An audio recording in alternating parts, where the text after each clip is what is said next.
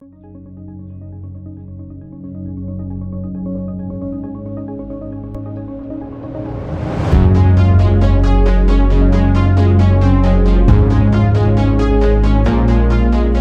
gente vai falar hoje sobre bem-aventurados os de coração puro. Ele é o capítulo 8 do Evangelho segundo o Espiritismo, tá? Então tem uma série de coisas que a gente vai, os tópicos aqui que a gente vai pegar, e a gente vai começar falando justamente, bem-aventurados que têm coração puro, porquanto verão Deus. Isso está no Evangelho de Mateus, tá? Tem uma passagem que vocês vão lembrar aqui que ele fala, né?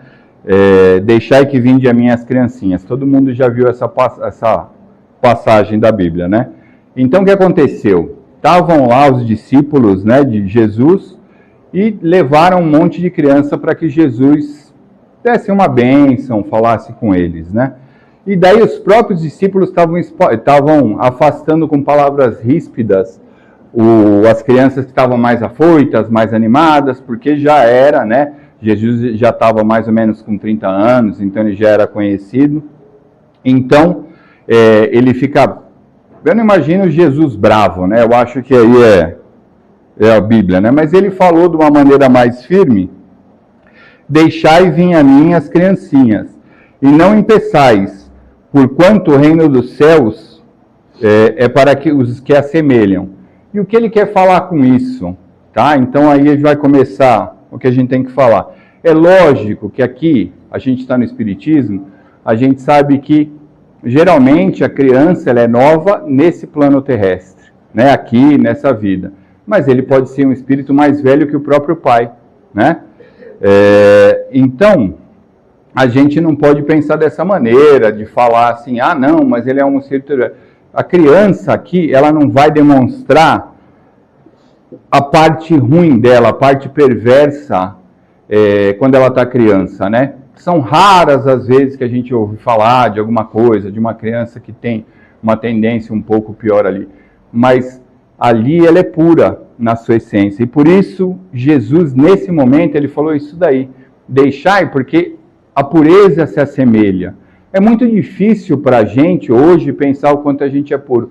Para mim, o maior exemplo da pureza das crianças é quando você vai numa festa e tem uma criança, em 5 minutos elas estão brincando com outra, e a gente é super chato, né? A gente chega lá e fala assim, puta, ó, a roupa daquele cara, meu, puta, ele tá com um alongador ali na orelha, não sei o quê, puta, aquele cara é tatuado, Então a gente já perdeu essa pureza, né, que as crianças têm.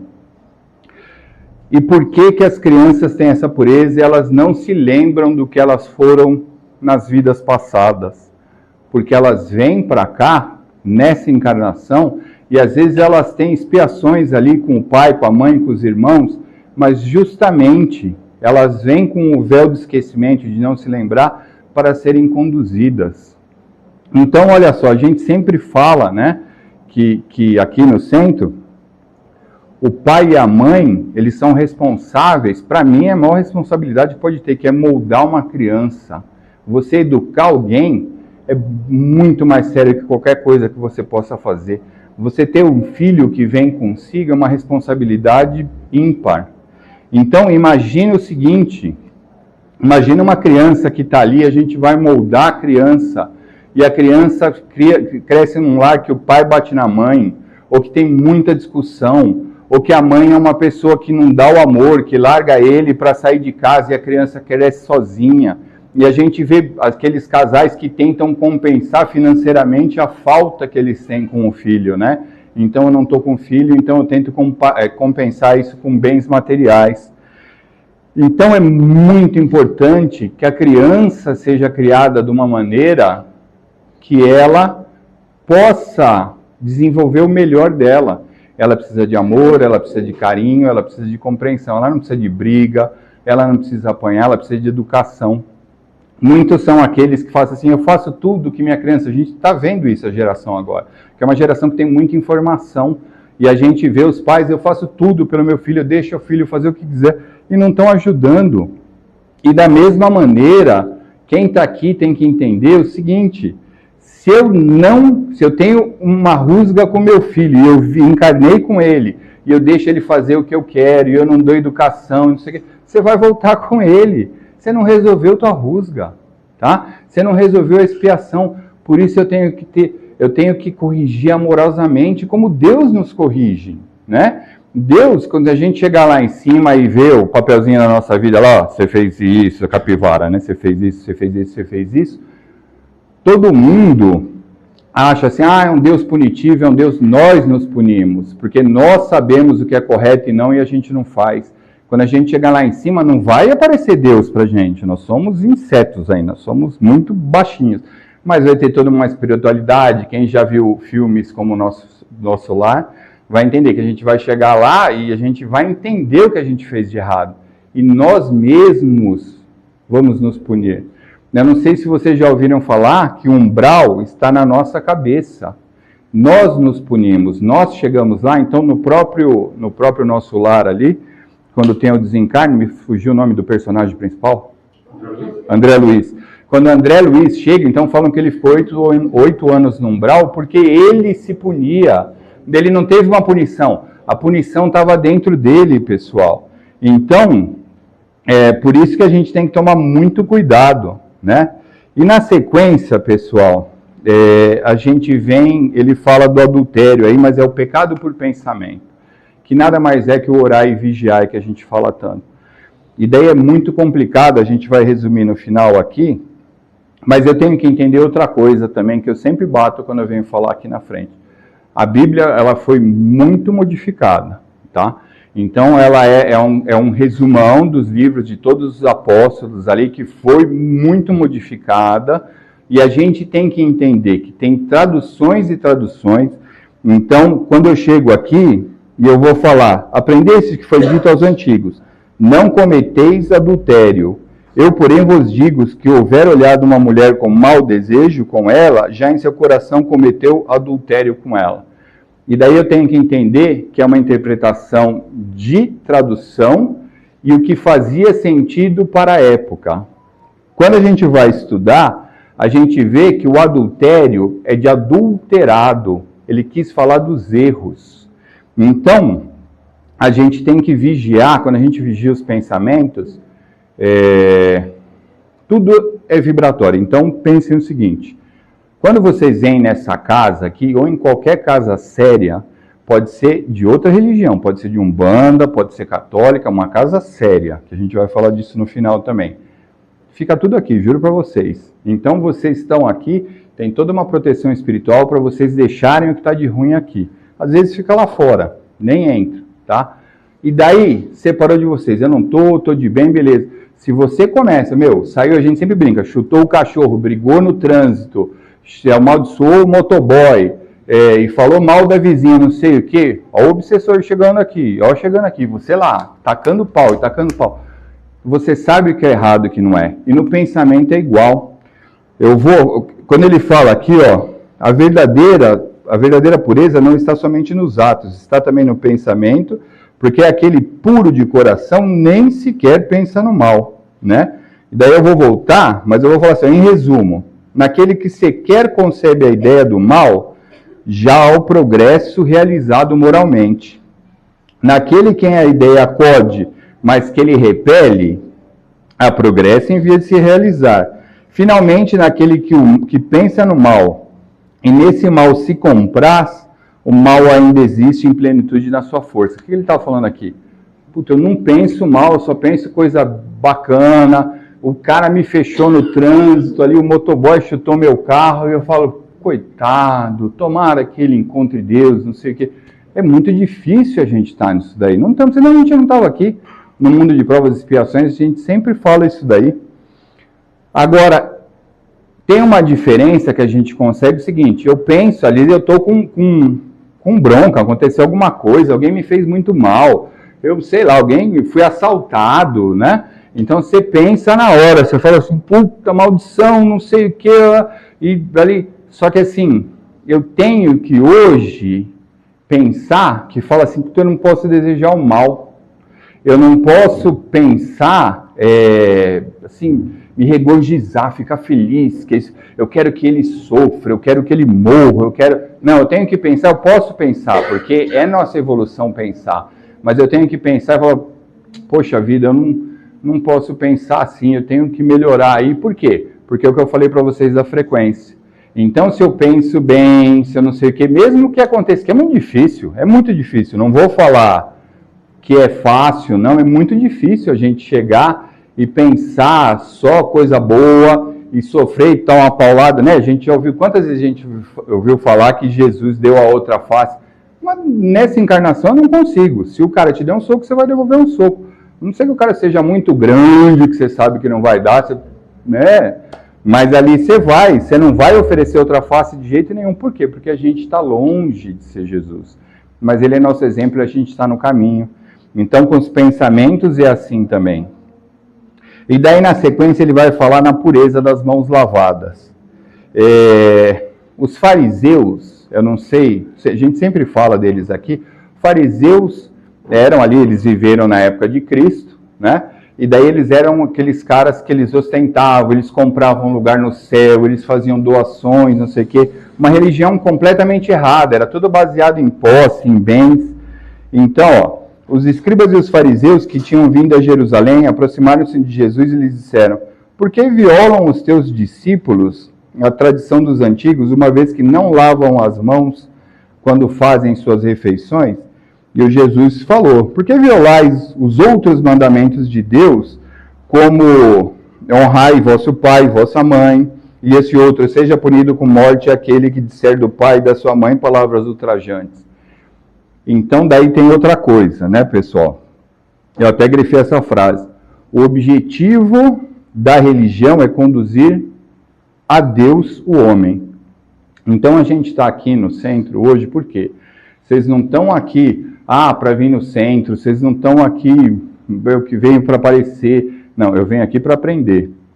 Eu venho para estar mais um pouquinho perto de Deus. Eu venho para ver se o que falam aqui na frente faz sentido na vida, na minha vida, e como eu posso melhorar um pouquinho, porque a gente melhora um pouquinho por vez. Então, olha lá, se uma religião não torna o homem melhor, não alcança o seu objetivo. E a gente, quantas religiões a gente vê aí que só pensam em dinheiro, vendem até... tem absurdos, cara. Tem camisa, tem uma religião aí que vocês devem ter ouvido falar. O cara levou uma facada, ele vendeu a camisa que ele levou a facada. E pelo tanto que ele vendeu, dava para fazer umas 50 camisas. Quer dizer, ele, além dele ter feito o negócio ali que ele vendeu a camisa dele, que ele não deveria, porque tudo ele veio de dinheiro, ele vendeu a quantidade, era até de outra cor, depois mostraram. E daí, o que ele está fazendo? Esse é um falso profeta, é o cara que está falando ali. Não vai... Essa religião, será que ela está trazendo perto de Deus? Né? Você para perto de Deus? E daí, quantas pessoas que vocês conhecem, que eu passo muito por isso e não sei vocês, mas quando eu falo que é espírita, dependendo da religião, o cara te chama de macumbeiro, o cara te julga, acha que você mata bode, acha que você faz sacrifício. E daí, engraçado é que até na Bíblia, em Levíticos, né, que a gente tem que entender que é uma parte da Bíblia que fez sentido na época, né? Eles falam de matar da oferenda do sacrifício, né? E a gente tem que entender que fazia sentido na época, não faz sentido hoje. Muitas religiões cegamente seguem isso daí. Então agora imagina o seguinte: se eu não aceito, se eu julgo a religião do outro, e se ali quem está na frente falando, porque religião boa é a religião que você se sente bem. Ok? Cada um tem a sua religião, ninguém vai dar palpite, cada um tem a sua orientação sexual, sua cor, seu credo, e eu não vou julgar. Não é isso que Deus e Jesus falaram pra gente? E daí como que chega lá, alguém lá na frente fala que a outra religião é errada e a minha é a certa? Então será que essa religião está trazendo para perto de Deus? Né? Será que ali o não julgarás está certo? Né? Não é? É isso daí, porque assim, todo ano, juro para vocês, todo ano a gente chega ali no ano novo e vai falar, né? Esse ano eu não vou julgar ninguém. Daí quando vai chegando meia-noite e 50, eu falo, não, vou julgar menos. Daí meia-noite e 59, puta, não julgar é difícil, né? E não é? E daí assim, a gente fica ali, a gente faz, não sei vocês, mas eu faço a relação ali do que eu vou fazer. Meia-noite e 59 eu já sei que eu não vou cumprir metade. né? Mas a gente tenta e daí eu vou... Não, daí já parei. E daí a gente vai corrigindo ali, né, cara? Não, eu faço. Sabe por quê? A gente faz a lista, pessoal, isso daí eu acredito muito. Então, o fundo de tela do meu computador, quando eu quero viajar, quando eu quero alguma coisa, eu coloco o fundo de tela do computador para onde eu quero ir, né? Uma coisa que eu quero fazer, uma coisa... Por quê? Porque fica na sua mente, e por isso que eu faço a listinha. Eu faço a listinha e grudo na minha mesa ali, porque às vezes é bom, porque quando você dá uma escorregada, você fala assim, caramba, eu coloquei na listinha e escorreguei de novo. E de você ver aquilo lá, é espetacular. Eu não sei se vocês assistiram um filme que chama Dois Papas, que é essa transição desses dois últimos papas. E tem uma hora que eu acho fascinante, que ele chega e fala assim, a confissão não é para um homem, você não está falando para um padre te perdoar, você está falando o seu erro em voz alta para você ouvir o que você errou. Então você fala em voz alta o seu erro porque você escuta. E eu não sei se vocês sabem, quem for estudar aqui com a gente, fizer os estudos, vai ganhar uma cadernetinha que ninguém vai ver, mas você vai anotar o que você fez de errado. E você vai mudar por causa dessa caderneta, porque de tanto você escrever seu erro na caderneta, você vai falar, não é possível que eu estou escrevendo isso de novo, vou fazer um carimbo, né? Porque é sempre o mesmo erro que a gente faz. Então, de tanto a gente escrever, a gente melhora, juro para vocês que a gente melhora, porque assim a gente vai anotando, e por isso que eu tenho essa listinha para grudar lá, né? Não é, o meu tinha que ser carimbo, porque o erro é sempre igual, sempre igual. E por fim, pessoal, ele vai falar nesse trecho, nesse livro dos escândalos. Eu sempre falo para vocês que a gente está no mundo de provas e expiações. A gente está longe de estar perfeição, a gente está longe de ser até a regeneração, que é nosso próximo passo aí, né? Então, ele é meio duro aqui, ó. Se vossa mão ou vosso pé vos é objeto de escândalo, cortai-os e lançai-os longe de vós. Melhor será para vós que entreis na vida tendo um só pé ou uma só mão, do que terdes os dois e serem lançados ao fogo eterno. É lógico que, de novo, pessoal, eu até não achei, mas isso daí deve ter uma tradução meio dramática aí para entender, porque a Igreja Católica fazia muito isso daí, né, de pegar pesado aí para ter. E a gente, no Espiritismo, nós entendemos que nós somos seres humanos em evolução. Nós não cometemos pecado aqui, nós erramos. E é importante que nós reconheçamos os nossos erros. Foi o que eu falei para vocês, de escrever sempre para não errar mais. É simples assim. Se eu reconhecer meu erro e não errar mais, eu estou um pouquinho melhor. Porque os erros são infinitos que a gente faz aqui nessa encarnação. Então, por isso que eu tenho que entender isso daí. Daí ele fala, é necessário que o escândalo venha. Porque estando na expiação da terra, os homens se punem a si mesmos, né?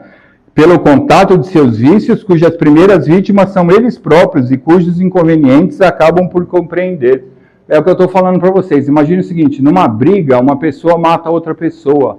Eles estão se punindo, eles estão criando expiação. E daí fica essa corrente, essa roda de samsara de daí eu vou voltar, porque eu matei o fulano e ele vai voltar e eu tenho que tenho que cumprir essa pena com ele aí, porque eu falei para vocês que a gente volta e é sempre assim. E daí, eu fico feliz que vocês vieram com chuva hoje, porque vocês não imaginam quantas pessoas procuram essa casa e vêm uma ou duas vezes e não vêm mais.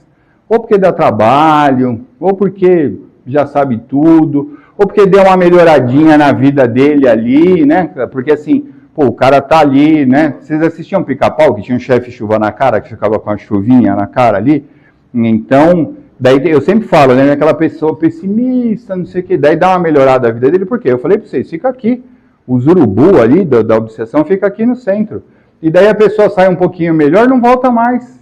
Então eu fico feliz, pra burro, quando vocês vêm aqui, quando eu vejo vocês aqui. Por quê? Porque vocês estão aqui, e os rostos que eu vejo aqui são a maioria das pessoas que estão aqui. Tem muita gente que está estudando, mas de uma maneira geral são rostos que eu já vejo sempre. E é bacana pra caramba, porque vocês estão procurando ser o 1% melhor, né? E vocês estão procurando essa melhora. E quando a gente fala que é muito difícil, daí no final ali eu quis procurar histórias de superação. Eu confesso para vocês, Santo Agostinho, vocês já ouviram falar, ele é considerado o maior filósofo da Igreja Católica, né? Mas eu não conhecia a vida pregressa dele. Ele fez tudo de errado que podia ter. Ele tinha amante, ele fumava, ele bebia, ele mexia com ópio, tudo que vocês imaginaram. Aí ele ia ser o craqueado da favela, ali traficante, que não ia sair dos prostíbulos, não sei o quê. E o cara mudou completamente a vida dele. E daí, o que ele fez? Ele usou essa vida pregressa para escrever uma série de livros e pensamentos para ajudar as outras pessoas a saírem de lá também. Então, ele se tornou um dos maiores filósofos da igreja, usando os maus exemplos dele mesmo para ajudar as outras pessoas. Então, assim, é complicadíssimo a gente melhorar, mas a gente tem que ser 1% melhor a cada dia. Né? Nosso objetivo é isso daí, é ver o que faz sentido, entender, e daí, se eu brigo sempre no trânsito, eu estou dando meu exemplo pessoal, se eu brigo sempre no trânsito, eu ando de vidro fechado, não olho, aconteceu alguma coisa errada, eu falo assim, meu mentor é meu mano, né? Não sei como vocês rezam, eu falo assim, mano, dá uma força aí que, né? O cara tá pegando pesado. E dá certo, E às vezes, eu falo para vocês, a oração tem que ser sincera.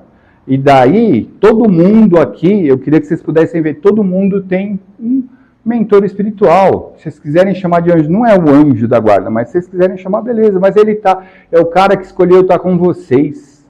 E é o cara que quando você está bacana, ele está ali do teu lado, ele está te intuindo. Você afasta ele quando você está triste, deprê, não sei o quê. Por isso que você precisa ali pedir. E a prece não precisa ser Pai Nosso, não precisa ser a prece das fraternidades que a gente fez. A prece pode ser isso que eu falei para vocês. Meu amigo, pelo amor de Deus, me ajuda, eu estou precisando de você. Eu preciso que você me ajude, eu estou com o coração apertado, eu vou cair se você não me ajudar. E ele vai te ajudar. Juro para você, a prece é sincera, a prece não é decorada, tá? Às vezes a gente fala da prece, aí, faz a prece do perdão, faz não sei o quê. Entenda o que você está falando na prece, para você poder falar de coração. Não fala, essa daqui é uma das preces mais lindas, preces de Caritas. Mas entenda o que está falando. Tem uma prece aqui, tem uma parte aqui que fala assim, e todas as lágrimas secarão, todas as dores se acalmarão. É a parte mais linda da oração. Entenda a oração. Quando vocês fizerem isso de coração sincero, vai dar tudo certo para vocês. Vocês podem ter certeza disso daí, tá? E eu quero que vocês fiquem 1% melhor hoje com o que a gente falou. Tá bom?